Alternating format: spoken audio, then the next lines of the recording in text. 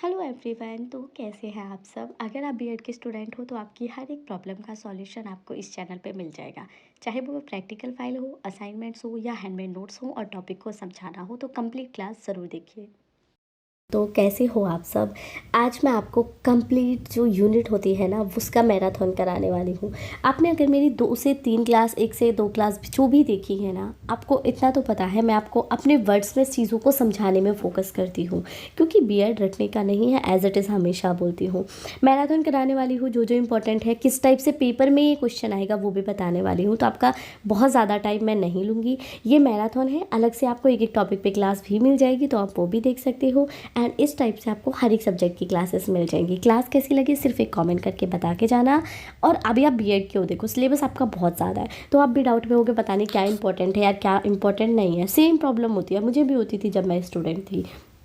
तो हमें क्या करना है, मैं आपको वो हर एक चीज़ बताऊंगी कि यहाँ से क्वेश्चन ऐसे आता है, ये टॉपिक आपको करना है। एक्स्ट्रा टॉपिक तो आपको मेरी इस पीपीटी में ही नहीं मिलेगा, क्योंकि जो लास्ट ईयर्स आते हैं, जो मुझे इंपॉर्टेंट लगते हैं, एक दो मैंने वो भी ऐड किए हैं, तो आपको सब इंपॉर्टेंट मिल जाएंगे। और इससे अलग आपको एक भी टॉपिक करने की ज़रूरत नहीं है, सिर्फ ये टॉपिक कर लेना। ये क्लास देख के आपकी एक यूनिट कंप्लीट हो जाएगी और बहुत कम टाइम में हो जाएगी, ये भी मैं बोल के दे सकती हूँ। प्लस आपने पूरी क्लास देखी है, विदाउट स्किपिंग देखी है, तो बस इतना कहूँगी, पेन कॉपी ले लेना और अपने वर्ड में जो मैं टॉपिक समझा रही हूँ उसकी सिर्फ 2 लाइन लिख देना, ज़्यादा मत लिखना, सिर्फ 2 लाइन लिख लेना। और जब पेपर जाओ तो उन 2 लाइनों को पढ़ लेना। ये मेरा वादा है कि आपको एज इट इज़ वो याद आ जाएगा जो मैंने आपको समझाया, क्योंकि मैं रटना आपको नहीं सिखा रही। ठीक है, तो चलो अब क्वेश्चन नंबर 1 से स्टार्ट कर देते हैं। फर्स्ट यूनिट का शिक्षा क्या है। ठीक है, शिक्षा एवं मनोविज्ञान के अर्थ को स्पष्ट करते हुए इनके संबंध को दर्शाइए। ये अलग अलग टाइप से क्वेश्चन आते हैं, बच्चे यहीं कंफ्यूज हो जाते हैं सबसे पहले। और शिक्षा क्या है, शिक्षा मनोविज्ञान क्या है, शिक्षा का अर्थ क्या है, जो ये इसमें मैं आपको बताने वाली हूँ ना, ये जो पोर्शन है ये ना आपको हर एक को पेपर में देखने के लिए मिलेगा ये। ठीक है, आपका बीएड का कोई भी हो, सब में आपको देखने के लिए मिलेगा, तो इसलिए सबसे इंपॉर्टेंट इसको पढ़ लेना, शिक्षा क्या है। ठीक है, तो क्वेश्चन तो इस टाइप से अलग अलग बन के आ जाएंगे, वो आप कर ही लोगे। अब जो यहाँ पे समझा रही हूँ हर एक सब्जेक्ट में आएगा, तो इसे तो रट लो आप। ठीक है, मैं बोल रही थी रटवाऊंगी नहीं, बट इसे रट लो, क्योंकि ये हर एक सब्जेक्ट में आएगा। तो जब हर एक सब्जेक्ट में एक क्वेश्चन आना है, आपको पता है, तो उसकी तो एक एक लाइन ना आप एग्जैक्ट कर लो। ठीक है, तो सबसे पहले हमें समझना है शिक्षा क्या है। देखिए, शिक्षा शब्द संस्कृत के शिक्ष धातु से बना है, जिसका अर्थ है सीखना या सिखाना। और अंग्रेजी भाषा में शिक्षा का पर्याय हम एजुकेशन को बोलते हैं ना, शिक्षा, जो लैटिन भाषा से बना है, एजुकेटम से। ठीक है, एजुकेटम में 2 शब्द मिलते हैं, ई प्लस ड्यूकोस, है ना। ई का मतलब है अंदर से और ड्यूको का मतलब है बाहर निकालना। अब ये तो हो गया जो लिखा हुआ है, अब मैं आपको समझाती हूँ। शिक्षा का अर्थ, सबसे पहले शिक्षा शिक्ष धातु से बना है। ठीक है, जिसका अर्थ क्या है हिंदी में, है ना, सीखना। पेन का साइज कम करती हूँ, एक सेकेंड। या सीखना। अब आ जाते हैं कि इंग्लिश में मीनिंग क्या है। इंग्लिश में देखो, ये एजुकेशन से बना है, हमें पता है, या इंग्लिश में यहाँ बताती हूँ फिर से। देखिए, एजुकेशन बोलते हैं, ठीक है, जो लैटिन भाषा के एजुकेशन टर्म से बना, एजुकेटम से, CATUM। ठीक है, अब एजुकेटम में ई प्लस ड्यू को। ठीक है, ऐसे हम इसे लिखेंगे, जिसका अर्थ है ई का मतलब होता है अंदर और ड्यू का मतलब है बाहर निकालना। यानी कि शिक्षा का सिंपल सा अर्थ है हमारे अंदर जो कुछ भी अच्छी प्रॉपर्टीज़ हैं, जो कुछ भी ज्ञान है, उसे बाहर निकालने को ही हम शिक्षा कहते हैं। ठीक है, क्लियर आ गया वर्ड, यही आपको हर एक पेपर में लिखना है। देन अति शिक्षा का तात्पर्य सेम आंतरिक शक्तियों का विकास करना है ना। देन इसका समानांतर शब्द है एडुकेटर। एडुकेटर का मतलब है शिक्षित करना। ठीक है, अब कुछ परिभाषाएं हैं, बहुत ज़्यादा नहीं कराऊंगी, सिर्फ ये 2 से 3 परिभाषाएं कर लेना, क्योंकि ये इंपॉर्टेंट है। गांधी जी का क्या था, शिक्षा से तात्पर्य बालक एवं मनुष्य के शरीर में आत्मा एवं मन के सर्वांगीण विकास एवं सर्वोत्कृष्ट विकास से है। यानी कि शिक्षा से, गांधी जी बोलते थे कि शिक्षा से मेरा मतलब है कि बच्चे में जो कुछ भी अच्छा है ना, उसकी मन और उसकी आत्मा का हमें सर्वश्रेष्ठ और सर्वोत्तम विकास करना। ठीक है, पेस्ट्रोलॉजी ने कहा था शिक्षा मनुष्य की जन्मजात शक्तियों का स्वाभाविक समरस और प्रगतिशील विकास है। ठीक है, कोलेस्निक की इजी है तो ये तीन ही कर लेना। शिक्षा मानव की शक्तियों का निहित योग्यताओं का विकास है। शक्तियों तथा, सेम तीनों का मतलब एक ही है। गांधी जी ने कहा मन और आत्मा, इन्होंने कहा जन्मजात शक्तियों का, ठीक है।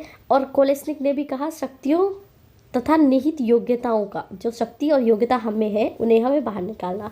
देखो हम पढ़ते नहीं तो हमें नहीं पता होता हमें इतनी कैपेबिलिटी है। मैं आज आपको पढ़ा रही हूँ, कल आप लोग पता नहीं किस किस पोस्ट पे पहुँचोगे, तो अगर हम वो पढ़ते नहीं तो हमें वो प्रॉपर्टीज़, अपनी योग्यताएं नहीं पता होती, ठीक है। तो ये अब ये एक्स्ट्रा में कुछ भी करने की ज़रूरत नहीं है, मैंने आपको आपके वर्ड्स में समझा दिया। अब जब शिक्षा की बात हो रही है तो मनोविज्ञान की भी बात होगी। तो फिलॉसफी का मतलब क्या है, क्योंकि ये फिलॉसफी सब्जेक्ट है ना, तो यहाँ पे फिलॉसफी, मनोविज्ञान होता तो यहाँ पे आपको मनोविज्ञान समझाना था, शिक्षा पर सब में समझानी है सेम, तो इसलिए वो कर लेना। अब देखो, मनोविज्ञान का विकास दर्शन शास्त्र से हुआ है। सॉरी, ये मनोविज्ञान ही पढ़ा रही हूँ मैं, मतलब अदर कुछ भी सब्जेक्ट होता ना, फॉर एग्जाम्पल आपकी समावेशी शिक्षा होती, ठीक है, या आपका या जेंडर स्कूल एंड सोसाइटी होगी, नॉलेज होता, तो शिक्षा है ना, ज्ञान, भाषा, पाठ्यचर्या जो है, तो वहाँ पे आपको इसकी जगह वो दोनों चीज़ें एक्सप्लेन करनी होती। अब आ जाता है मनोविज्ञान का विकास। देखिए, मनोविज्ञान का क्षेत्र बदलता रहता है। दर्शन शास्त्र से विकसित होने के कारण इसे प्रारंभ में आत्मा का ज्ञान कहा जाता था। मनोविज्ञान को पहले हम आत्मा का ज्ञान कहते थे क्योंकि ये दर्शन शास्त्र हुआ, बाद में इसे मस्तिष्क का ज्ञान कहा जाने लगा, और कुछ समय पश्चात वुंट तथा जेम्स ने इसे चेतना का विज्ञान कहा, और आज मनोविज्ञान को व्यवहार का विज्ञान माना जाता है। सबसे पहले तो ये रट लो, बहुत ईजी है, एक तो बहुत ईजी है, प्लस लिखने में जब लिखोगे तो टीचर को भी लगेगा भाई बच्चा बहुत अच्छा है, ठीक है। तो क्या क्या आपको पता होना चाहिए कि मनोविज्ञान क्या है। मनोविज्ञान का विकास दर्शन से हुआ था।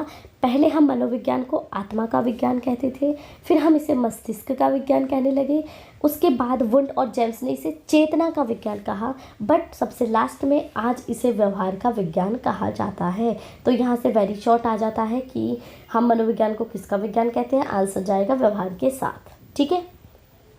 अब मनोविज्ञान का मीनिंग समझ लेते हैं। साइकोलॉजी शब्द दो शब्दों से मिलकर बना है, साइको प्लस लोगस, ठीक है। साइको का अर्थ है आत्मा, लोगस का अर्थ है विज्ञान, यानी कि आत्मा का विज्ञान, ठीक है।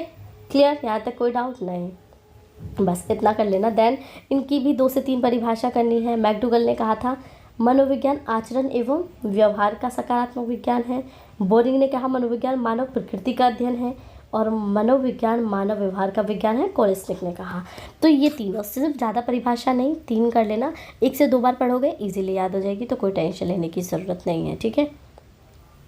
अब आ जाता है नेक्स्ट पॉइंट, शिक्षा एवं मनोविज्ञान में संबंध। देखो, शिक्षा जो मनोविज्ञान, मन के जो विज्ञान है उसे जब हम आगे लेके जाते हैं तो उसे हम शिक्षा के द्वारा लेके जाते हैं, तो इन दोनों का जो संबंध है वो एक दूसरे के द्वारा सरलतापूर्वक समझा जा सकता है, क्योंकि शिक्षा नहीं होगी तो मनोविज्ञान नहीं होगा, मनोविज्ञान नहीं होगा तो शिक्षा में हम आगे लेके क्या जाएंगे, इसलिए, ठीक है। अब मनोविज्ञान का शिक्षा पर प्रभाव, ये क्वेश्चन वेरी शॉर्ट में भी बहुत बार पूछा गया है। तो सबसे पहले देखो, मनोविज्ञान शिक्षा का सांप्रत्य समझ लो। शिक्षा मनोविज्ञान की पर्याय समझी जाती थी, ठीक है, लेकिन मनोवैज्ञानिक ने स्पष्ट किया था कि शिक्षा ज्ञान के विकास और एवं मनुष्य के व्यवहार के परिवर्तन का साधन है, सेम नहीं है। शिक्षा और मनोविज्ञान का उद्देश्य क्या थे, देखिए, मनोविज्ञान शिक्षा के उद्देश्य निश्चित करने में तो कोई प्रभाव नहीं डालता, परंतु दार्शनिक, समाजशास्त्री और जो राजनीतिक शास्त्र थे उन्होंने निश्चित किया कि शिक्षा के द्वारा हमने उद्देश्यों को प्राप्त किया है। प्रभाव नहीं डालता, बट प्राप्त तो हम उसी के थ्रू करते हैं। मनोविज्ञान और शिक्षा के पाठ्यचर्या, देखिए इसमें आप अपने पॉइंट से लिख ही सकते हो कि जो शक्ति होती है हमारी उसके लिए एक सिलेबस निहित होता है, तो उसे हम करते हैं। शिक्षण विधियाँ क्या क्या होती हैं ये लिख दीजिए कि मनोविज्ञान ने ही ये दर्शाया था। मनोविज्ञान ने सबसे पहले ये कहा था कि जो एजुकेशन होनी चाहिए वो बालक की रुचि अनुसार होनी चाहिए, ठीक है। तो इसलिए शिक्षण विधियों पे तो मनोविज्ञान का बहुत अच्छा असर था, ठीक है। इसमें आप 1-2 पॉइंट खुद से लिख देना, मैं हर एक चीज़ में आपको बहुत टाइम वेस्ट नहीं करूँगी। मनोविज्ञान और अनुशासन, ठीक है। मनोविज्ञान ने कहा था कि दंड और भयपूर्वक पर्यावरण के स्थान पर प्रेम और सहानुभूति के पर्यावरण पर बल दिया जाना चाहिए। ये इसकी इंपॉर्टेंट हेडलाइन है। अब देखो, आप करते तो इसे पूरी को कर दे, बट वो आपको नहीं पता ना। तो मनोविज्ञान ने सीधे सीधे कहा जो चीज़ बच्चे प्यार से सीख सकते हैं वो कभी भी वो डर से, भय से और उन्हें दंड मिलेगा उससे नहीं सीखते। तो इसलिए बच्चे को हमेशा स्वतंत्रता देनी चाहिए, ठीक है। ये किसने कहा, मनोविज्ञान। मनोविज्ञान और शिक्षक। मनोविज्ञान में कहा गया कि मनुष्य की शिक्षा उसकी जन्मजात शक्तियों का शक्तियाँ हैं, ठीक है, लेकिन उनका जो चेंज है, उनका जो विकास है वो दो पर निर्भर करता है, पर्यावरण पर और शक्तियों पर। तो शिक्षक का कार्य है ज्ञान का संप्रेषण नहीं, ज्ञान प्राप्त करने के लिए उचित पर्यावरण देना। यानी कि ये नहीं हमें जो आया हमने पढ़ा दिया, नहीं, टीचर को बच्चे को वो एनवायरनमेंट भी देना चाहिए जिससे कि वो इजीली उसे पढ़ पाए, ठीक है। ये आपको करने की ज़रूरत नहीं है। अब देखिए शिक्षा का मनोविज्ञान पर प्रभाव। हमने मनोविज्ञान का शिक्षण पर प्रभाव तो पढ़ लिया कि बाल केंद्रित शिक्षा होनी चाहिए, किसने कहा, मनोविज्ञान ने। बच्चे को डर के नहीं पढ़ाना चाहिए, किसने कहा, मनोविज्ञान ने, ठीक है। शिक्षक कैसा होना चाहिए, शिक्षक को उसका एनवायरनमेंट प्राप्त करना चाहिए, उसे रटाफिकेशन नहीं करानी चाहिए, ये सब मनोविज्ञान ने कहा क्योंकि वो साइकोलॉजी पर निर्भर करती थी। बट शिक्षा का भी कुछ मनोविज्ञान पर प्रभाव था। वो क्या क्या था वो देख लो। शिक्षा द्वारा मनोविज्ञान का अध्ययन संभव होता है। मनोविज्ञान को हम कैसे पढ़ेंगे, देखो, पशु पक्षियों के व्यवहारों का कारक, नियंत्रक, अध्ययन के लिए निरीक्षण, विश्लेषण, संश्लेषण, सब किसके थ्रू हुआ, शिक्षा के थ्रू। ये मैंने आपको ऊपर भी बता दिया अगर आपने ध्यान से सुना, बट फिर भी देख लो, स्क्रीनशॉट ले लेना। और ये नोट्स तो टेलीग्राम पे आपको इसीलिए मिल जाएंगे, इंस्टाग्राम में, टेलीग्राम पे कांटेक्ट कर लेना, वहाँ पे मैं PDF पूरी एक बार में शेयर कर दूँगी जिससे कि आपको भी प्रॉब्लम ना रहे। देन शिक्षा द्वारा मनोविज्ञान का जो ज्ञान है उसे सुरक्षित रखा जाता है। ऑफकोर्स पीढ़ी दर पीढ़ी हम किसके द्वारा देते हैं, शिक्षा के द्वारा। देन शिक्षा मनोविज्ञान की विषय वस्तु में वृद्धि एवं विकास करती है। जो शिक्षा है वो मनोविज्ञान की शिक्षा के क्षेत्र में क्या क्या करती है, नए अवसर प्रदान करती है। इसीलिए स्किनर ने कहा था कि मनोविज्ञान शिक्षा का मूलभूत विज्ञान है, ठीक है। अब ये पॉइंट यहाँ पे एंड हो गया, एक टॉपिक आपका एंड हो गया, ठीक है। अब आपको सेकंड टॉपिक पे मैं लेके चलती हूँ। तो आ जाते हैं एक नए टॉपिक पे जो कि है शिक्षा मनोविज्ञान की प्रमुख विधियाँ। बहुत बहुत बहुत इंपॉर्टेंट है। अंतर्दर्शन शॉर्ट में आ गया, बहिर्दर्शन भी शॉर्ट में आ गया, प्रयोगात्मक शॉर्ट में आ गया। ये लॉन्ग में भी आते हैं, शॉर्ट में अलग अलग आ जाएंगे, ठीक है, और वेरी शॉर्ट में भी आते हैं। तो आप खुद ही सोच सकते हो ये क्वेश्चन बहुत बहुत बहुत इंपॉर्टेंट है। जितने वेरी में इसके आगे लगाऊँ ना उतने कम है। क्यों? क्योंकि पेपर में आता है, अलग अलग टाइप से आता है, तो इसलिए एक बार अच्छे से समझ लेना, फिर प्रॉब्लम नहीं रहेगी, ठीक है। नोट्स आपको इजीली टेलीग्राम, इंस्टाग्राम पर मिल जाएंगे, तो कांटेक्ट कर लेना। शिक्षा मनोविज्ञान की प्रमुख विधियाँ। देखिए किसी भी विज्ञान को अपनी समस्याओं का अध्ययन करने के लिए विधियों की ज़रूरत पड़ती है ना। और मनोविज्ञान एक विधायक विज्ञान है जिसकी शिक्षा मनोविज्ञान एक शाखा है। तो सबसे पहले जहाँ शिक्षण मनोविज्ञान की हम बात करते हैं तो उसकी दो विधियाँ थी, एक तो निरीक्षणात्मक विधियाँ और एक विवरणात्मक, जिसे हम ऑब्जर्वेशन मेथड और एक्सपोजिशनल मेथड कहते हैं, ठीक है, एक्सपोजिशनल मेथड, ठीक है। अब इसमें निरीक्षणात्मक ऑब्जर्वेशन में होती हैं आपकी 3 विधियाँ, अंतर्दर्शन, बहिर्दर्शन, प्रयोगदर्शन, जिसे हम इंट्रोस्पेक्ट्रम, एक्सट्रोस्पेक्शनल और एक्सपेरिमेंटल, ठीक है, इंट्रोस्पेक्शनल, ठीक है, दिया। तो ये तीनों अलग अलग टाइप से आएंगी, जैसे मैंने बताया। इस पे ज़्यादा फोकस ये थ्योरेटिकल पार्ट पे सिर्फ इतना करना कि ये इसकी आवश्यकता है, और विज्ञान मनोविज्ञान के थ्रू हम शिक्षा की अध्ययन कर सकते हैं, बट उसके लिए कुछ विधियों की ज़रूरत है। मेन फोकस आपका यहाँ पे रहना है। निरीक्षणात्मक, विवरणात्मक। अब निरीक्षणात्मक में आ जाते हैं तो ये 3 टाइप्स की होती है। अब वो कैसे कैसे आप डिस्कस करोगे, देखो ये चार्ट बना लो, यहाँ से सब ईजी हो जाएगा, ठीक है। निरीक्षात्मक, विवरणात्मक। निरीक्षात्मक में आपका अंतर्दर्शन, बहिर्दर्शन या अवलोकन विधि भी से बोलते हैं, प्रयोगात्मक आ गया, और विवरणात्मक में बहुत सारे आपके ऑप्शंस आ जाते हैं।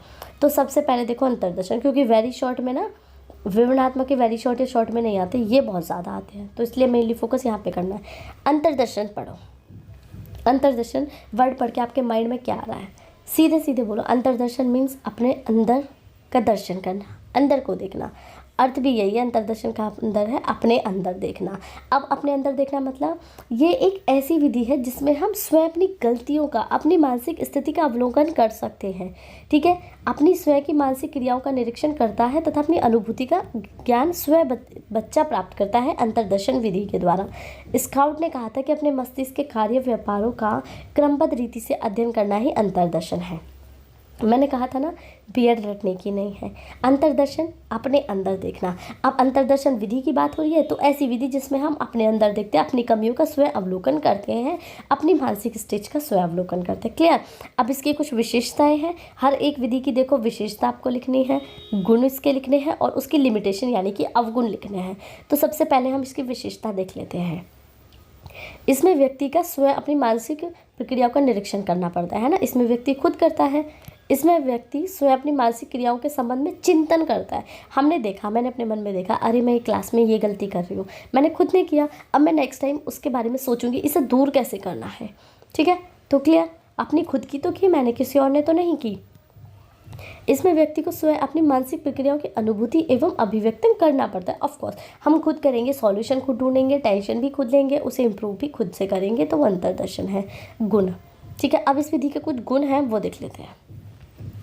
देखो, सबसे फर्स्ट इसमें अपनी मानसिक अनुभूतियों का अध्ययन करता है, जिसमें वह स्वयं को सच्चे रूप से समझ सकता है। अगर हम किसी डॉक्टर के पास जाते हैं, हमेशा कहते हैं डॉक्टर से कुछ नहीं छुपाना चाहिए, बट फिर भी हम कुछ ना कुछ पॉइंट छुपा जाते हैं, वो हम उन्हें नहीं बताते। बट जब हम खुद का अवलोकन कर रहे हैं, खुद की कमियां ढूंढ रहे हैं, तो हम सच्चे होंगे। हमारी क्या कमियां हैं हम अपने मन में बोलेंगे, हाँ यार तू ये गलती कर रही है, हाँ यार तुम्हें ये नहीं करना चाहिए। तो वो इसमें क्या है, हम सच्चे होंगे, हम कुछ भी नहीं छुपाएंगे, जो हमारी स्थिति होगी हम खुद उसका अवलोकन ईजिली कर लेंगे। सेकंड, इस विधियों का प्रयोग करने से विशेष यंत्र और सामग्रियों की आवश्यकता नहीं होती।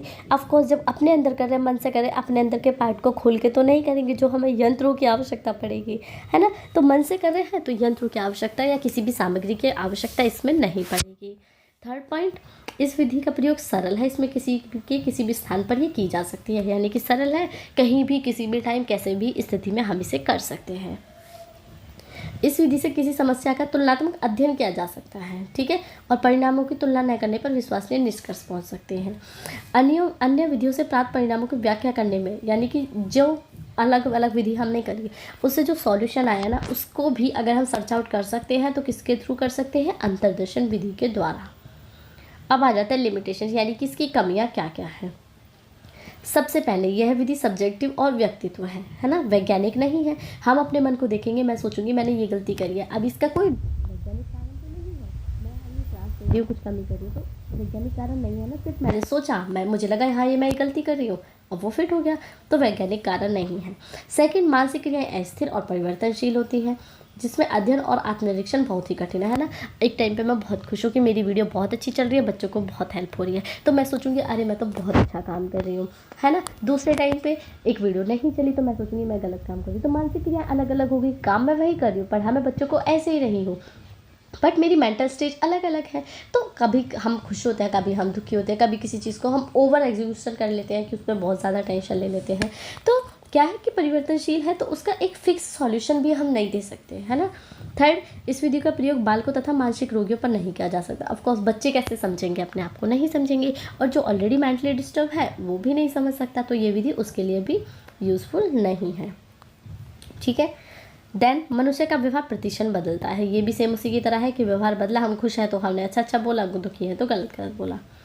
इस विधि के द्वारा मनुष्य की गूढ़ सी बहुत बातों का विश्लेषण नहीं हो पाता, क्योंकि सामान्यतः मनुष्य अपनी कुछ अनुभूतियों का रहस्योदन लज्जा या संकोच के कारण नहीं कर पाता। मान लीजिए मैंने कभी कुछ गलत काम किया है, फॉर एग्जाम्पल, अब मैं उसे जान के भी ना याद नहीं करना चाहूँगी। कुछ भी किया हमने बचपन में, मान लीजिए कोई चोरी करी है, तो हम उसे जान के नहीं याद करेंगे, बट वो हमने करी तो है, तो हम उसे लेके ही नहीं आएंगे, सामने लेके नहीं आएंगे तो उसका सॉल्यूशन नहीं मिलेगा, तो वहाँ पे भी ये विधि फेल हो जाती है। नेक्स्ट, इस विधि के द्वारा हम अपने अचेतन मन का अध्ययन नहीं कर सकते, चेतन मन का तो कर सकते हैं, अचेतन का नहीं कर सकते हैं, ठीक है। टाइम ज़रूर थोड़ा ज़्यादा लगे, पर 1 यूनिट पूरी हो जाएगी, और 1 यूनिट पूरी हो गई तो भाई उससे अच्छा कुछ भी नहीं है आपके लिए, ठीक है। परिणामों में समानता नहीं होती इसमें, जब हम खुश हैं तो हमने अच्छा अच्छा लिखा, हम दुखी हैं तो हमने गलत गलत लिखा, तो कोई फिक्स है ही नहीं। इस विधि में निरीक्षक का प्रयोजक और प्रयोगकर्ता दोनों का काम करता है, यानी कि हम हैं, हम ही अपने निरीक्षक का काम करेंगे, हम ही प्रयोगकर्ता का काम करेंगे, सब कुछ हमें अपने पे ही प्रयोग करना है, खुद को ही प्रयोग करना है, सॉल्यूशन भी खुद को निकालना है। तो इसलिए ये एक फैक्ट नहीं है, इस पर हम बिलीव नहीं कर सकते, ठीक है। आत्मदर्शन क्लियर समझ आ गई।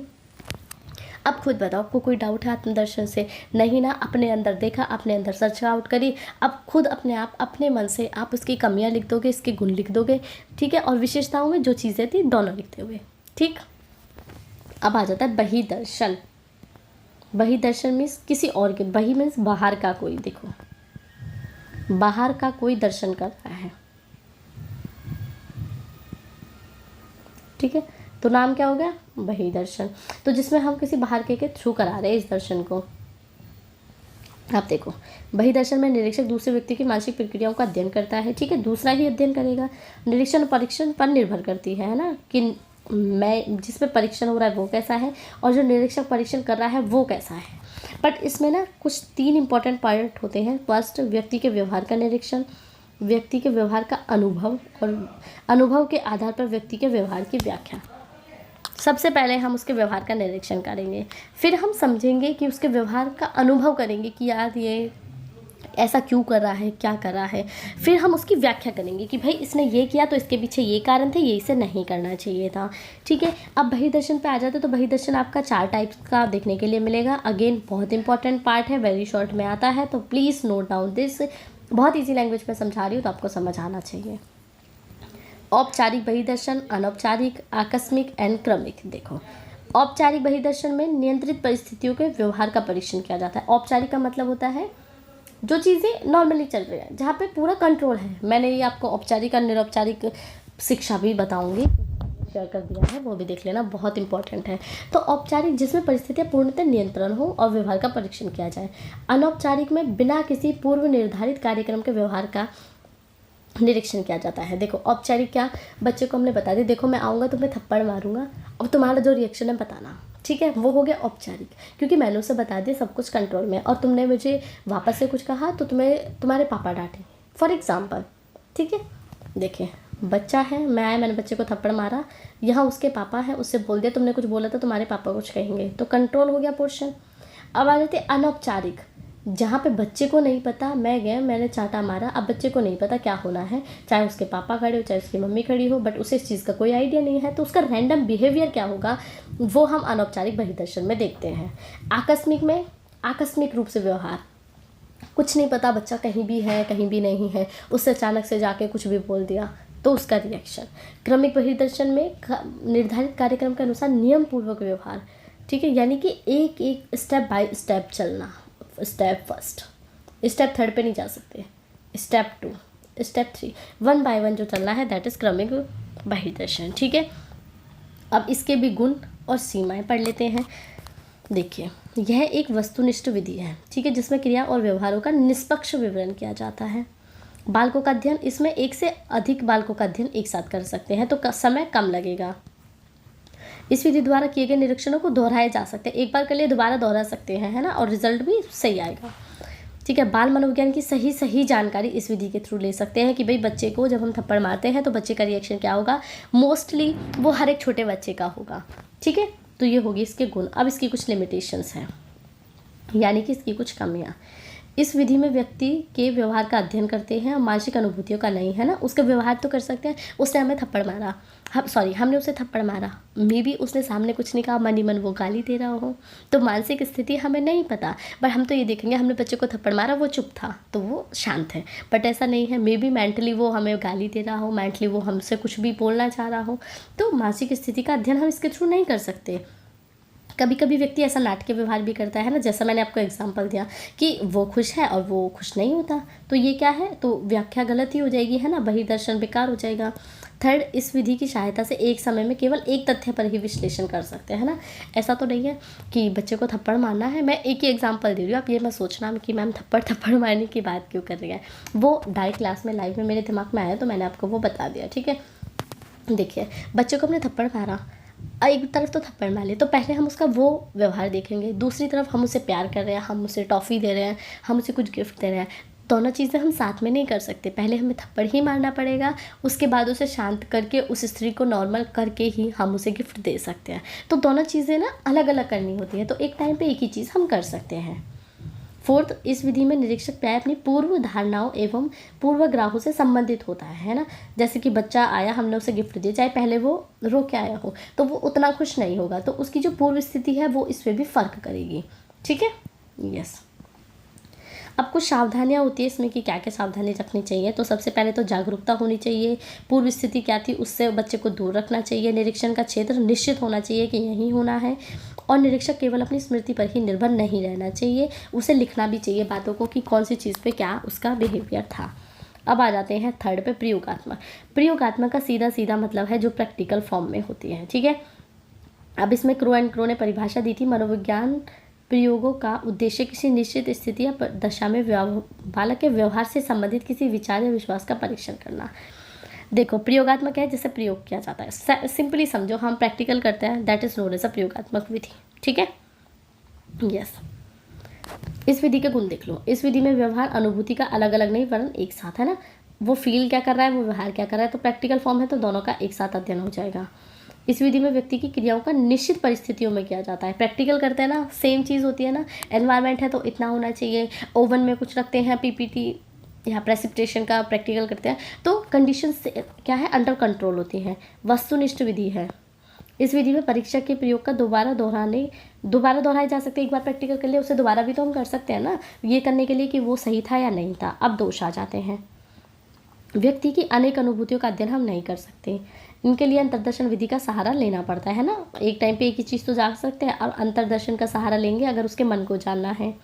नियंत्रित वातावरण में होने के कारण स्वाभाविक नहीं रहता, वो कृत्रिम आ जाएगा बच्चे का एनवायरनमेंट है ना, बच्चे का मन। इस विधि में वातावरण के सभी तत्वों पर अधिकार प्राप्त करना बड़ा मुश्किल है ना, हर चीज़ अंडर कंट्रोल नहीं हो सकती, तो बस इतना ये कर लेना। अब आ जाते हैं सेकंड पे, विवरणात्मक विधि। इम्पोर्टेंट, ये नहीं कि आए वीडियो को स्किप कर दिया, करना है तो अच्छे से करना। इसमें बहुत ज़्यादा टाइम वेस्ट नहीं लूँगी क्योंकि ये उतने में नहीं आता, लॉन्ग में आएगा, खुद लिख देना। विकासात्मक विधि, व्यक्ति इतिहास विधि, केस स्टडी, इसे इंग्लिश में कर लेना इजी रहेगा। Development method, case study method, interview method, questionnaire method, comparative method, psychophysical method, psycho analytical method, test method, clinic method, aesthetical method. अब इसमें तो आप नॉर्मली भी लिख दोगे, जैसे कि प्रश्नावली, आपको पता है कि क्वेश्चनिंग मेथड होगा, इंटरव्यू है कि इंटरव्यू क्वेश्चन होगा, ठीक है, बट फिर भी चलो चीज़ें कर लेते हैं, शॉर्ट में बता देती हूँ। विकासात्मक तथा जननिक विधि, जीवन की घटनाओं का प्रयत्न। इसमें क्या है, बच्चे की वंश, परंपरा और वातावरण के जीवन की घटनाओं को हम समझने की कोशिश करते हैं, इसलिए इसे जननिक विधि कहा जाता है कि शैशवावस्था से वृद्धावस्था तक वो बच्चे की जो लक्षण होते हैं, बच्चे की जो प्रक्रिया होती है उसे हम समझते हैं। यह विधि महंगी है। व्यक्ति इतिहास विधि, अब हम ये जो केस है ना, ये जो आपकी ये विधि है विवरणात्मक, एक बच्चे को ले लिया, फॉर एग्जांपल ये ए बच्चा है, ये बी बच्चा है, हमें विवरणात्मक मेथड करना है तो हम ए पे कर रहे हैं पहले। अब ए के बारे में पहले उसकी पेरेंट्स कैसे थे, उसके ग्रैंडफादर, उसकी ग्रैंडमदर, ठीक है, वो कैसे थे, उनकी प्रॉपर्टीज़ क्या थी, प्रॉपर्टीज़ इन द सेंस उनकी क्वालिटीज़ क्या थी, ठीक है, वो करेंगे। फिर वो जो ए बच्चा है उसकी रुचि क्या है, उसकी योग्यता क्या है, उसका स्वास्थ्य कैसा है, उसकी शिक्षा कैसी है, उसके गुण क्या है, उसका व्यवहारिक गुण क्या है, विद्यालय कहाँ से किया, कैसे किया, समाज में कितना बैठता है, उसके भाई बहन, उसके माता पिता, उसके बारे में हर एक जानकारी लेंगे, ठीक है। ये हो गया व्यक्ति इतिहास विधि। तुलनात्मक विधि, बच्चे का अध्ययन किया फिर किसी दूसरे व्यक्ति से तुलना किया जाता है। अब तक हम जो मैंने ए बच्चा बताया आपको उसका कर रहे थे, अब हम उसकी तुलना करेंगे बी से कि ए की ये क्वालिटीज़ है, बी की ये क्वालिटीज़ है, तो उसमें कहाँ क्या फ़र्क है, ठीक है। मनोविश्लेषणात्मक विधि, सिग्मंड फ्रॉइड ने बताया था, ये यूगर एडलर ने, कि वृद्धि होती है। देखो इस विधि में मनुष्य के गुणात्मक गुणों को समझने का प्रयास किया। मनोविश्लेषणात्मक, मन में दमित जो इच्छाएं हैं वो क्या है, यानी कि आज मैं टीचर बन गई, फॉर एग्जांपल मैं बचपन में डॉक्टर बनना चाहती थी, है ना, या मैं कुछ भी बनना चाहती थी, हम बहुत बच्चे एक्ट्रेस बनना चाहते हैं बचपन में, तो आप कोई मुझसे पूछेगा। अब आजकल आप देखोगे कि रील्स का क्रेज़ बहुत ज़्यादा है, शॉर्ट्स का क्रेज़ बहुत ज़्यादा है। मैं यहाँ पे एज अ टीचर वर्क कर रही हूँ, बट मे बी मेरे को डांस बहुत पसंद है, तो मैं कल को अपने डांस को लेके आऊँ, तो मेरे मन में एक हमारी इच्छा है कि यार मैं काश डांस भी करती, मुझे डांस अच्छा लगता है, मुझे उसमें भी कुछ करना चाहिए, या मैं कुछ बच्चों को सिखा पाऊँ वो, तो वो मेरी दमित इच्छा है। तो वो क्या है, मनोविश्लेषणात्मक विधि। बच्चे पे हम अध्ययन करेंगे कि उसकी वो इच्छा क्या है जो कि दमित है या अतृप्त है, यानी कि जिसके बारे में उसे वो प्राप्त नहीं कर पाया और उसने बाहर किसी से वो डिस्कस भी नहीं की। अब आ जाता है निदानात्मक विधि। देखिए यह विधि अनेक विधियों का योग है, एक नहीं है, बहुत सारे हैं, बट निदानात्मक का सीधा कारण है बच्चे की जो कमी है उसे दूर कैसे करना है। यह विधि सामान्यतः देखो बाल अपराधी बच्चा, बाल अपराधी पे अलग से शॉर्ट में वीडियो मिल जाएगी, बट फिर भी एक पॉइंट में समझ लो। बाल अपराधी बच्चा जो अपराध करता है, चोरी करता है, बचपन में आप देखोगे कि किसी के भी घर में जाकर छुपके से चीज़ें ले आता है, कोई बड़ी चोरी करने लग जाता है, किसी को भी पीट देता है, तो वो अपराध है। उसके कारण क्या है, बच्चे ने ये क्यों किया, बच्चा, इसे हम कैसे, बच्चे की इस प्रॉपर्टीज़ को, इस गुण को, अवगुण को, इसे हम कैसे दूर कर सकते हैं, तो वो है निदानात्मक। प्रॉब्लम, उसके कारण जानेंगे, ठीक है, फिर उसके सॉल्यूशन। Clear, yes. अब आ जाती है आपकी सांख्यिकी विधि। अन्य विज्ञान की तरह मनोविज्ञान में भी सांख्यिकी विधि का प्रयोग है। इसके परिणाम अधिक विश्वसनीय और प्रामाणिक होते हैं। अब इसमें सबसे लास्ट में हम सांख्यिकी विधि का उपयोग करेंगे, ठीक है, और इसमें जो डाटा होगा वो विश्वसनीय होता है और इसकी वैधता का निर्धारण किया जाता है। तो अब ये एक टॉपिक यहाँ पे एंड हो जाता है, ठीक है। यस, अब आ जाते हैं हमारे नेक्स्ट टॉपिक, जो कि है विशिष्ट बालक का अर्थ स्पष्ट कीजिए। विशिष्ट बालक के विभिन्न प्रकारों का वर्णन कीजिए, या विशिष्ट बच्चों से तात्पर्य क्या है, एक्सेप्शनल चाइल्ड। अब सबसे पहले एक क्वेश्चन, जब भी विशिष्ट बच्चे हम पढ़ते हैं ना, पता है बच्चे के माइंड में क्या आता है, वो बच्चा जिसकी IQ 150 है या इससे ऊपर है ना। विशिष्ट से हमारा सीधा सीधा मतलब जाता है प्रतिभाशाली बालक। तो आप कंफ्यूज नहीं होना, मैंने बहुत जगह देखा है, बहुत बार देखा है कि विशिष्ट बच्चों में बच्चे उसे इंग्लिश में इतने अच्छे से नहीं पढ़ते और क्या कर देते हैं, विशिष्ट का मतलब कर देते हैं गुड, यानी कि जो बच्चे हर एक चीज़ में बहुत अच्छे हैं, जबकि विशिष्ट वो नहीं है। विशिष्ट का मतलब है एक्सेप्शनल, यानी कि औरों से जो अलग है ना, जिसकी कुछ क्वालिटी सबसे अलग है, ठीक है। तो देखो अब इसे देख लेते हैं, आपका एक कन्फ्यूजन तो मैंने दूर कर ही दिया, ठीक है। बाल मनोविज्ञान में विशिष्ट बालक शब्द अप्रत्याशित रूप से प्रतिभाशाली बालकों के साथ साथ मंद बुद्धि वाले बालकों के लिए भी प्रयोग में लाया जाता है ना।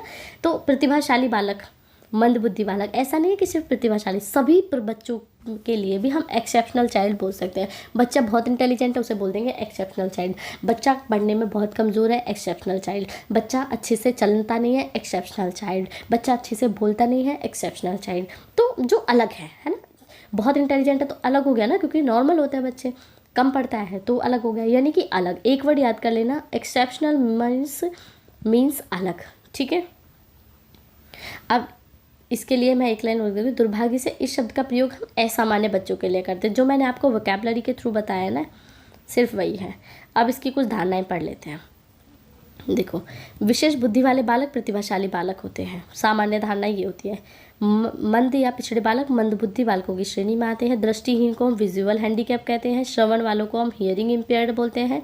शरीर विकार वाले को हम फिजिकल हैंडीकैप बोलते हैं। मैंने बताया ना आपको, बच्चा पढ़ने में बहुत अच्छा है, गिफ्टेड हो गया। बच्चा अच्छे से नहीं पढ़ता, रिटायर्ड चाइल्ड बोल देते हैं। ये एक्सेप्शनल के पार्ट हैं, पार्ट ऑफ एक्सेप्शनल चाइल्ड, ठीक है। अच्छे से बच्चा देखता नहीं है, विजुअल हैंडीकैप। सुनता नहीं है, हियरिंग इम्पेयर्ड, ठीक है। हाथ पैर अच्छे से काम नहीं करते, फिजिकली हैंडीकैप, ठीक है। तो ये बच्चों के टाइप्स हो गए। आपको ये कुछ परिभाषाएं हैं, एक एक लाइन में कर लेना, मैं बहुत ज़्यादा नहीं बताऊंगी, जर्शिल की कर लेना। विशिष्ट बालक उन बालकों के लिए प्रयोग में लाया जाता है जो सामान्य बालकों से भिन्न है, क्योंकि ये ईजी रहेगा, इसे आप भूलोगे भी नहीं, ठीक है। या आप ये भी कर सकते हो WM क्रेस्की की, विशिष्ट बालक वह है जो शारीरिक, मानसिक और सामाजिक रूप से विचलन करता है, ठीक है। बस उतना करके अब आगे जाने की ज़रूरत नहीं है। अब आ जाते सामान्य और विशिष्ट बच्चों में अंतर। सबसे पहले सामान्य बालक शारीरिक रूप से स्वस्थ होते हैं, जबकि विशिष्ट बालक शारीरिक रूप से अस्वस्थ होते हैं, है ना, उसमें कुछ भी कमी हो सकती है। सामान्य बालक मानसिक रूप से स्वस्थ होते हैं, बल्कि मानसिक रोगों से ग्रस्त नहीं होते। विशिष्ट बालक में कुछ ना कुछ मानसिक रोग पाए जाते हैं। क्लियर। तो ये एक टॉपिक भी यहाँ पे आपका एंड हो गया, और आई होप आपको बहुत अच्छे से समझ आया है। अब आ जाते प्रतिभाशाली बालक, यानी कि गिफ्टेड चाइल्ड। जो मैंने पहले बताया कि एक्सेप्शनल चाइल्ड को हम गिफ्टेड बच्चे समझ बैठते हैं और उसमें हम वही आंसर में लिख देते हैं, बट वो नहीं लिखना। प्रतिभाशाली जो हर एक चीज़ में अच्छा है, खेल में अच्छा, खेल कूद में अच्छा, पढ़ने में अच्छा। प्रतिभाशाली बालक हर चीज़ में श्रेष्ठ होते हैं। बुद्धि स्तर क्या है, सभी मनोवैज्ञानिक का मत अलग अलग है बुद्धि की लब्धि के बारे में, ठीक है। बट जिनकी जो बुद्धि है, हम IQ टेस्ट करते हैं ना, IQ टेस्ट का फॉर्मूला क्या है बताना ज़रा, कमेंट कर दो अभी जिसने वीडियो को पॉज करके अगर पता है तो, ठीक है। और ईमानदारी से करना कि इतने पे वीडियो पॉज हुई थी और इतने पे हमने बता दिया। तो अलग अलग साइंटिस्ट ने अलग अलग कहा है, साइकोलॉजिस्ट ने, बट फिर भी जिनकी IQ 120 से ज़्यादा होती है, ठीक है, वो प्रतिभाशाली होते हैं, या 140 होती है तो वो प्रतिभाशाली होते हैं। बट प्रतिभाशाली बालकों में कभी कभी ये जो IQ लेवल है ना, वो 180 से 190 भी चला जाता है, ठीक है। यस, ठीक है। देखिए, नोट्स आपको हर एक चीज़, हर एक डिटेल मिल जाएगी, तो टेंशन नहीं लेना, हर एक सब्जेक्ट के नोट्स हैं, ठीक है। अब टर्म मॉडर्न की डेफिनेशन कर लो इसमें। प्रतिभाशाली बालक शारीरिक गठन, सामाजिक समायोजन, व्यक्तित्व के गुण, विद्यालय उपलब्धि और खेल की सूची और रचनाओं के रूप में पाए जाते हैं। प्रतिभाशाली बालकों की विशेषताएं देखो, सामान्यों से ऊंचाई में लंबे, वजन में अधिक होते हैं, इनकी ज्ञानेंद्रियाँ बहुत तीव्र होती हैं। ठीक है, इन बच्चों में सिर दर्द नहीं होता, थकान नहीं होती और चिड़चिड़ापन नहीं होता। प्रतिभाशाली बालक जल्दी चलते हैं, जल्दी बोलते हैं, उनका ज्ञानेंद्रिय विकास भी शीघ्र होता है। ठीक है, प्रतिभाशाली बालकों की पढ़ने की क्षमता अधिक होती है। अपने दिमाग से लिखो। जो बच्चा देखो प्रतिभाशाली अच्छा है, अपने दिमाग से यार वो ज़्यादा बोलने, उसका शरीर अच्छा होगा, लंबाई वजन अच्छी होगी, पढ़ने में अच्छा होगा। ठीक है, पढ़ने की क्षमता अच्छी होगी, जल्दी चलता होगा, जल्दी बोलता होगा, अपना टाइम बर्बाद नहीं करता होगा, सूक्ष्म एवं सटीक निरीक्षण, 1 मिनट में उसने पता लगा लिया उसे क्या करना है। ठीक है, ऐसे बच्चे कला में भी योग्य होते हैं, संगीत में भी, विज्ञान में भी। ऐसा नहीं है कि सिर्फ एक चीज़ में।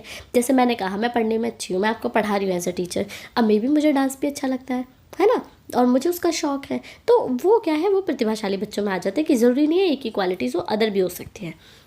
प्रतिभाशाली बालक दयालु ईमानदार होते हैं। प्रतिभाशाली बालकों का जो व्यक्तित्व है ना वो प्रभावशाली होता है, क्योंकि वो अपनी जिम्मेदारी खुद लेते हैं, जोखिम करने की इच्छा रखते हैं, डरते नहीं हैं, स्वयं चिंतन करते हैं और प्रश्न पूछने में भी निपुणता होती है, जो कि मुझ में नहीं है।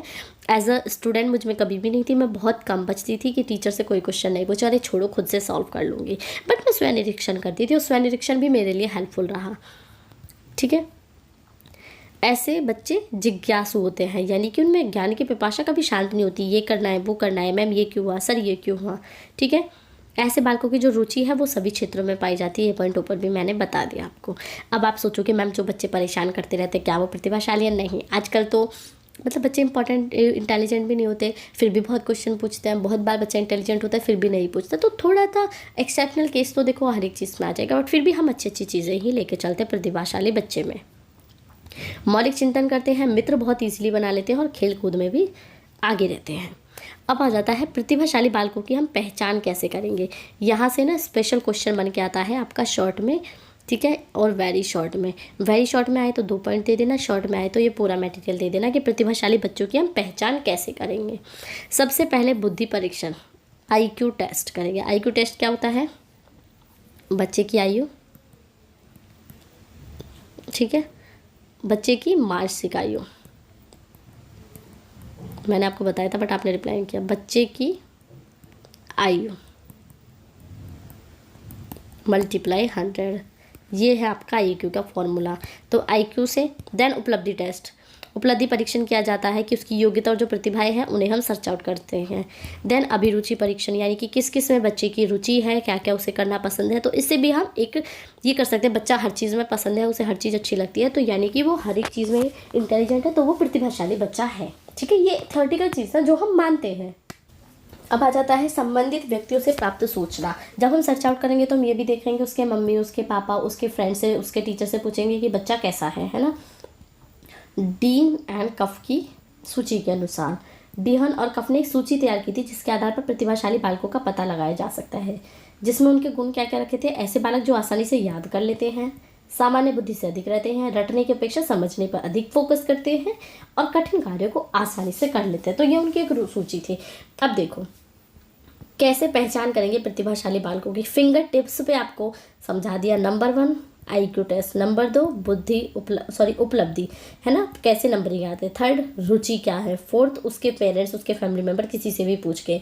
5th डीन एंड कफ की सूची कि बच्चा पढ़ता कैसे है, उसकी रुचि कैसी है, रटता है या समझता है, तो ये सारी चीज़ें। ये टॉपिक प्रतिभाशाली बालकों की शिक्षा व्यवस्था। सबसे पहले तीव्र बुद्धि वालों के लिए अलग कक्षा होनी चाहिए, लॉन्ग पाठ्यक्रम होना चाहिए, ये शॉर्ट में बता रही हूँ, और रटे होने चाहिए आपको, आप खुद लिख दोगे यार, आपको हेडिंग याद होगी ना, आप खुद से लिख दोगे। विशिष्ट शिक्षण विधियों का, ऐसा नहीं है कि एक ही विधि जो नॉर्मल बच्चे के लिए यूज़ कर रहा है वो विधि यूज़ करनी चाहिए, तो जो हमारे प्रतिभाशाली बच्चे होते हैं उनके लिए अलग विधियों का उपयोग करना चाहिए। पाठ्य सहगामी क्रियाओं का है ना, खेल कूद, नाटक, संगीत, सभी उसके लिए करनी चाहिए। विशेष अध्ययन की सुविधा, यस उस बच्चे के लिए जो आप प्रतिभाशाली है, पुस्तक और नवीन पत्रिकाओं की जरूर होनी चाहिए। देन है विशेष गृह कार्य, बच्चे को अच्छा होमवर्क ज़रूर देना चाहिए, क्योंकि अगर वो प्रतिभाशाली है तो उसे और आगे लेके जाना है, उसकी क्वालिटीज़ को यूज़ करना है। ठीक है, तो ये टॉपिक यहाँ पे हमारा एंड होता है। आई होप आपको पसंद आया है, तो प्लीज़ एक लाइक, एक शेयर और एक कमेंट कर देना। और कोई भी टॉपिक, कोई भी नोट्स, कोई भी प्रैक्टिकल फाइल चाहिए, सभी इस चैनल पर अवेलेबल हैं। तो चलिए अब आ जाते हैं हम हमारे टॉपिक पे। पिछड़े बालकों से आपका क्या अभिप्राय है। हर एक टॉपिक को ना मैं बहुत इजीली आपको समझा चुकी हूँ, ठीक है। तो पिछड़ेपन का कारण क्या है, शैक्षिक रूप से पिछड़े बच्चे क्या हैं, उनके उपचारात्मक अध्ययन, तो ये सारी चीज़ें आपकी क्वेश्चन में अलग अलग टाइप से पूछी जाती हैं। पिछड़ा बालक, सबसे पहले जिसकी बुद्धि लब्धि क्या है, औसत से कम होती है, उसे हम पिछड़ा बच्चा कहते हैं, ठीक है। वो बच्चा जिसकी जो IQ लेवल है वो सामान्य से कम है, that is known as a पिछड़ा बालक, ठीक है। और श्रीरंग ने कहा था कि पिछड़ा बालक वह है जो अपने अध्ययन के मध्यकाल में अपनी कक्षा का कार्य उसकी आयु के अनुसार बच्चों के साथ करने में असमर्थ रहता है। यानी कि नॉर्मल बच्चे एक टॉपिक को समझ रहे हैं और जो पिछड़ा बच्चा है वो उसे एक बार में नहीं समझेगा, तो हम उसे बैकवर्ड चाइल्ड बोल देते हैं, ठीक है। अब है कि कितनी बुद्धि लब्धि के बच्चों को हम पिछड़ा बच्चा कहते हैं, तो नॉर्मली जिनकी जो IQ लेवल है वो 85 से कम होता है, उसे हम पिछड़ा बच्चा कहते हैं। अब IQ का पता कैसे लगाएंगे, फॉर्मूला है, बताइए। अभी मैंने थोड़ी देर पहले भी आपको एक क्लास में बताया था, तो IQ का फॉर्मूला कमेंट कर देना जिन्हें पता है। ज़्यादा डेफिनेशन करके टाइम वेस्ट नहीं करना, ये इतना कर लेना, दैट्स इट। फिर कुछ अपने मन से कुछ दिमाग लगा के आप खुद लिख दोगे, ठीक है। अब आ जाता है पिछड़े बच्चे की विशेषताएं या समस्याएं क्या क्या होती है। सबसे पहला, बुद्धि लब्धि कम होने की वजह से वो बहुत आराम से सीखते हैं, ठीक है। जो पिछड़ा बच्चा होता है, जो नॉर्मल आपका पाठ्यक्रम होता है वो उसे इजीली उठा नहीं पाते। बैग लेकर जाते थे ना हम स्कूल में, तो इजीली वो उसे उठा नहीं पाते हैं। पिछड़ा बच्चा मानसिक रूप से भी अस्वस्थ होता है, तो वो स्कूल में ना इजीली समायोजन नहीं कर पाता, इजीली एडजस्ट नहीं हो पाता है, ठीक है। देन पिछड़े बच्चे अपने जीवन में निराशा का अनुभव करते हैं, वो बहुत ज़्यादा परेशान होते हैं। पिछड़े बच्चे सामाजिक समायोजन यानी कि समाज में बहुत इजीली मिलजुल कर बच्चों के साथ वो नहीं रहते। पिछड़े बच्चे दूसरे की मित्रता और सहानुभूति की आवश्यकता होती है, वो सोचते हैं अरे ये मुझे अपना फ्रेंड बना ले, अरे ये मेरे लिए अच्छा अच्छा बोले, सोचे ये तो बेचारा है, तो उन्हें सहानुभूति चाहिए होती है। 7th, पिछड़ा बच्चा अपनी कक्षा में निम्न स्तरीय होता है ना, वो सबसे लो पे रहता है। पिछड़े बच्चे की प्रवृत्ति समाज विरोधी कार्यों को करने की होती है, ठीक है, वो समाज विरोधी कार्य करना चाहता है, यस। अब आ जाता है पिछड़े बच्चों के कारण क्या क्या है। सामान्य बुद्धि की कमी, उनमें जो IQ लेवल है वो 85 से कम या 95 से कम होती है। अलग अलग साइंटिस्ट साइकोलॉजिस्ट होते हैं अलग अलग बोलते हैं, बट फिर भी आप 85 to 95 से जो लोअर है उसे हम पिछड़ा बच्चा लेके चलेंगे। शारीरिक कारण भी हो सकते हैं, पिछड़े बच्चे का है ना, मानसिक रोग हो सकते हैं। अब मैं रटवा नहीं रही हूँ, समझ आ रही हूँ तो ईजिली समझाऊंगी। यानी कि उसकी हेल्थ अच्छी नहीं है, मे बी उसमें खांसी है, नज़ला है, जुकाम है, टॉन्सिल है, तपेदिक है, कोई भी रोग पिछड़े बच्चे में हो सकते हैं। परिवार का वातावरण, परिवार बहुत इंपॉर्टेंट रोल प्ले करता है एक बच्चे की लाइफ में, बच्चे की हेल्थ में, बच्चे के स्ट्रगल में। तो उसके माता पिता कैसे हैं, उसका पर्यावरण कैसा है, वो गरीब हैं, वो अच्छे से खाना पीना खाते हैं नहीं खाते, तो परिवार भी एक कारण है। देन विद्यालय भी पिछड़ेपन का एक कारण है कि भाई अच्छे टीचर्स नहीं हैं, अच्छा पाठ्यक्रम नहीं है, प्रयोगशालाएँ नहीं हैं, बच्चों का एक ग्रुप बनाने में, एक अनुशासन बनाने में शिक्षक असंभव करते हैं ना, उसे वो एक्सेप्ट नहीं कर पाते कि भाई एक अच्छा एनवायरनमेंट होना चाहिए। तो अगर टीचर ही उसे फॉलो नहीं कर पाएगा तो बच्चे के लिए तो पिछड़ेपन का कारण वो हो ही जाएगा।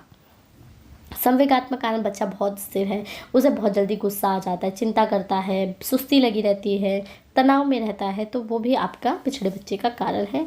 पिछड़ेपन के अन्य कारण क्या होते हैं, कक्षा से भाग जाना, राजनीतिक दलबंदी, रुचि का अभाव, पास पड़ोस का कारण। तो ये एक सिंपल सी चीज़ थी। अब आपका पेपर में अगर पिछड़े बच्चे आएगा या गिफ्टेड चाइल्ड आएगा, एक्सेप्शनल चाइल्ड आएगा, बिलीव मी, आपने मेरी 1 से 2 बार भी क्लास देखी है, आप अपने मन से लिख के आओगे, सेम हमेशा की तरह अपने मन से अपने वर्ड्स में जो लिख के आओगे उसी के नंबर मिलते हैं, एक्स्ट्रा के नंबर नहीं मिलते, ठीक है। उतने अच्छे नंबर उस पर नहीं मिलेंगे जो आप अपने मन से अपने माइंड से लिख के आओगे, जितने अच्छे नंबर उस पर मिलेंगे। इसलिए रटना नहीं है, जैसे चीज़ों को समझा रही हो वैसे ही करना। नेक्स्ट पॉइंट आ जाता है, जो पिछड़े बच्चे हों उन्हें पढ़ाना कैसे, उनकी शिक्षा व्यवस्था कैसी हो। सबसे पहले उनके लिए अलग स्कूल होने चाहिए, क्योंकि अगर एक बहुत इंटेलिजेंट बच्चे को हम एक कमज़ोर बच्चों के साथ पढ़ाएंगे तो जो कमज़ोर बच्चा है वो अच्छे से नहीं पढ़ पाएगा। विशिष्ट कक्षाएं होनी चाहिए कि ये बच्चा कमज़ोर है, उसके लिए हम स्पेशल क्लास चलाएंगे, ठीक है। देन है विशिष्ट पाठ्यक्रम भी होना चाहिए कि उनके लिए जो पाठ्यक्रम है वो कम हो, सरल हो और उनकी रुचियों के अनुसार हो, ठीक है।